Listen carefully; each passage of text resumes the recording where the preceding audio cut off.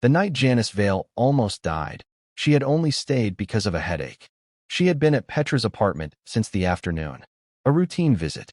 Good conversation, warm food. The kind of evening that stretches itself without asking permission. By nightfall, she stood to leave, reached for her coat. Then it hit her. A headache so sudden and so sharp it felt like a bullet entering through the back of her skull. She dropped back into her seat. Petra brought water. Janice closed her eyes for 1 minute. She woke up at 3 a.m. She went home the next morning to find her bedroom window shattered from the outside. Glass on the pillow. 2 bullets in the wall. Exactly where her head would have rested. She stood in the doorway and did not move for a long time. She did not call the police. She called nobody. She stood there looking at those 2 holes in the wall, thinking about a man she had not yet met. A man whose photograph she had been carrying in her mind for 3 weeks like a secret she had not told anyone. And one thought arrived, cold and quiet. Somebody knows I am looking for him. 3 weeks earlier, Janice Vael had been everything Antwerp City ever wanted a woman to be. She had won the Nobel Prize at 31 for isolating a new building block of matter. The discovery earned Antwerp over $800 million in net profit across 3 years. The city did not give her a statue. They gave her something heavier. They gave her their worship. The basketball captain proposed to her at a public dinner. She smiled and said nothing, which he took for consideration and she meant as a no. The fire brigade captain sent roses every Monday for a full year. 52 Mondays. She counted. The suicide squad captain once blocked 3 lanes of city traffic just to stand in front of her car and speak. She listened, thanked him, and drove around him. None of them reached the place inside her that had no name yet. She was full of achievement and empty of something she could not explain. The Nobel certificate hung in her laboratory beside her other accolades, and sometimes she would stand in front of it for long minutes, not with pride, but with a question she could not fully form. Then one afternoon she visited the mayor's office. Mayor Theron Caswell was one of the few people in Antwerp who treated Janice like a person rather than a monument. Their friendship was old and easy. She came to his office the way people visit family, without agenda, without ceremony. She was sitting across from him, laughing about something, when she noticed the golden eye ring on his desk inside its display mount. She leaned forward. The ring was extraordinary. Gold and limestone worked together so precisely it looked less like jewelry and more like architecture.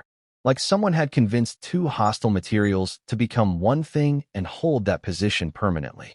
"Theron," she said. "Who made this?" It was not really a question. It was the beginning of something she did not yet understand. The mayor smiled the way people smile when they are deciding how much to give. "An anonymous creator," he said. "Someone who prefers the work to speak and the name to stay quiet." She looked at him. He looked back.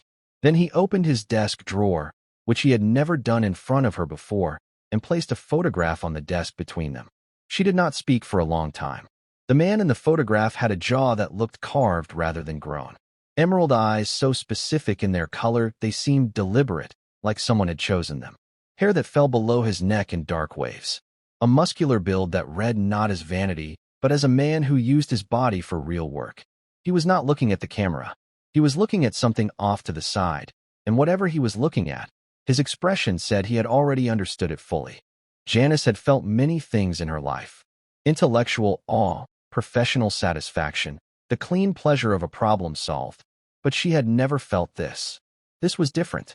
This arrived without permission and settled in without announcing its intention to stay. "His name?" she asked. The mayor closed the drawer. "That is all I can give you." She picked up the photograph, studied it for 3 more seconds, set it back down. She left the mayor's office that afternoon and made a decision before she reached her car. She would find this man, and she would dim every light she had ever carried to stand beside him in his quiet. She found the workshop 2 weeks later. It was tucked behind the city's most polished district on a narrow street that did not appear on the popular maps. The sign above the door was small and said nothing decorative, just the word, "Ironworks." She pushed the door open. He was standing at the forge with his back to her, working something she could not identify yet. The workshop smelled of heated metal and wood smoke and something mineral she had no name for. He turned when he heard her enter. Same jaw, same eyes, Same quality of stillness in his face that the photograph had captured, but the photograph had not fully prepared her for. "I need something made," she said. "What kind of something?" he said. His voice was low and unhurried, kind of voice that had never needed to raise itself. "I will know it when I see your work." He nodded once and returned to the forge. She came back the next day, and the day after. She did not pretend she was there for the metalwork after the first week, and he did not pretend he had not noticed. Something grew between them in that workshop. Unhurried, unannounced. The kind of thing that does not ask for permission because it does not need it. She did not tell him who she was. He did not ask. In his world, a person was what they showed you with their hands and their time. She had shown him both. What she did not know was that someone had been watching. His name was Darrow Fetch. On the streets of Antwerp, Darrow Fetch was a man of considerable weight. Not official weight. Not the kind that gets you into rooms with mayors and councils. The other kind. The kind built from rumor and repetition and the particular confidence of a man who has never been caught. For 4 years, Darrow had been the ghost blacksmith. Not in the workshop. Not with his hands. He had never held a hammer in his life with any discipline. But on the streets, in the bars, in the low conversations of the city's underbelly, he had slowly and carefully constructed a version of himself as the anonymous genius behind the GoldenEye ring. Nobody could verify it. Nobody could deny it. The mayor's circle never came down to the streets to correct the record. We all know that street talk does not cheaply walk into the walls of the elite. The identity gave him access.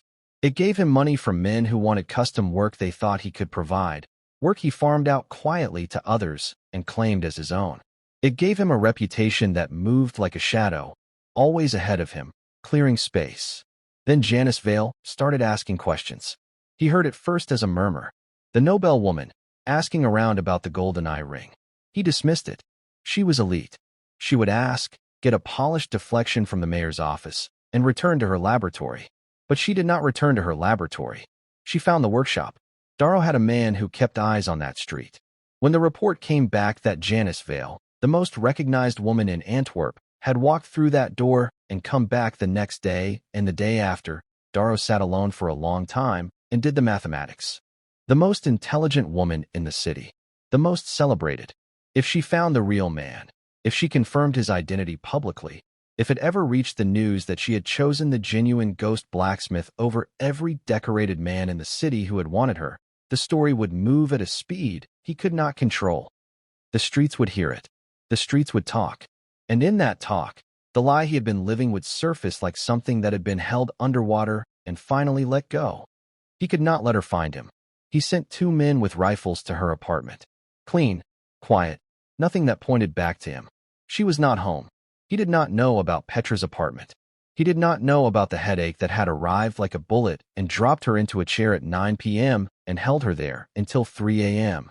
He did not know that the headache had saved her life. He found out she was still breathing 2 days later, and the temperature behind his eyes dropped to something very cold. He sent 1 man this time, a man he trusted more than the 2 with rifles. He gave him a blade and a location. The Walmart store on the city's east side, Tuesday afternoon. She shopped there every Tuesday. Routine was a door that opened from the outside. Janice was in the 3rd aisle when she felt it. Not felt. The particular shift in the air that a body makes when it is moving toward you with intention rather than direction. She turned halfway. A hand pulled her back. A man stepped in front of her, broad and fast, yet frighteningly calm. The kind of calm that does not arrive during crisis, but lives there permanently. The man with the blade got 1 step closer before his wrist was taken and bent at an angle wrists are not built for. He made a sound. The blade hit the floor.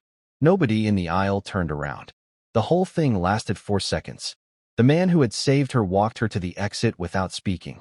Outside, in the gray Antwerp afternoon, he released her arm and looked at her the way he had looked at that something off to the side in the mayor's photograph already.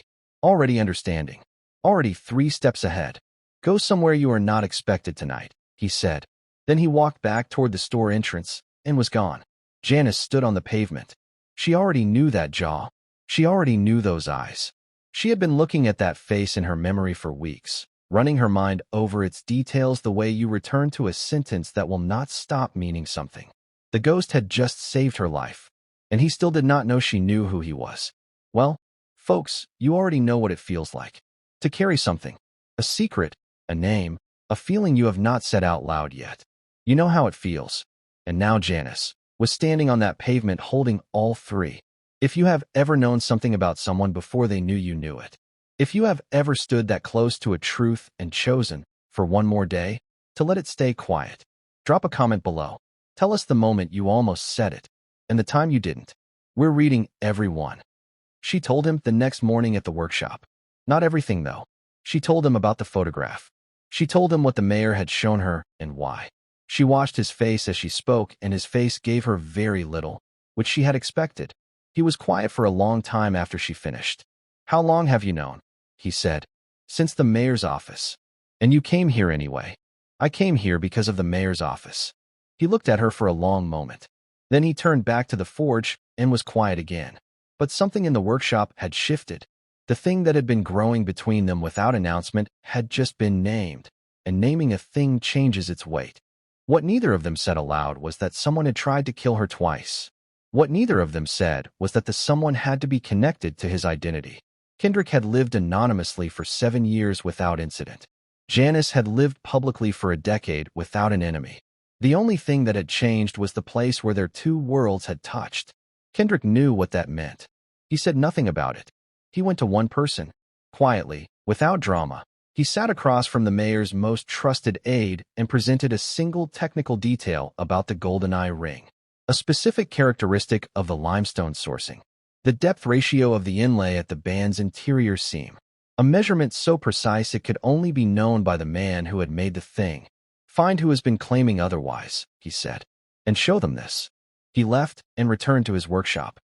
Darrow Fetch was brought before the mayor's council on a Thursday morning. He had not been arrested. He had simply been invited to a meeting, and when he arrived, the room was full of people who already knew.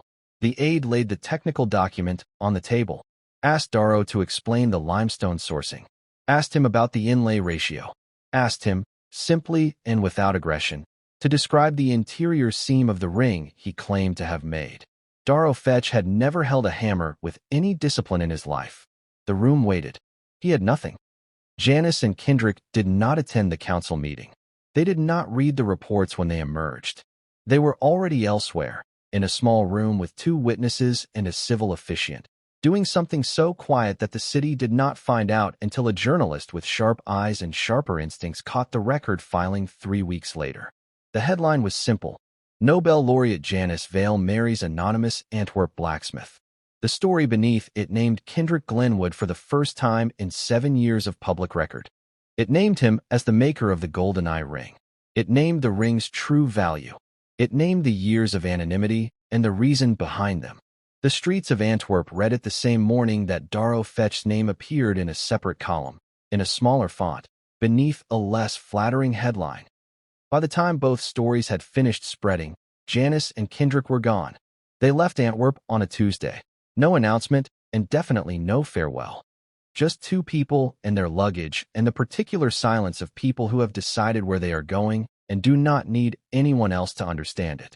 Kendrick's grandfather called him the night before they left. "You are leaving," Aldrich said. It was not a question. Yes. A long silence on the line.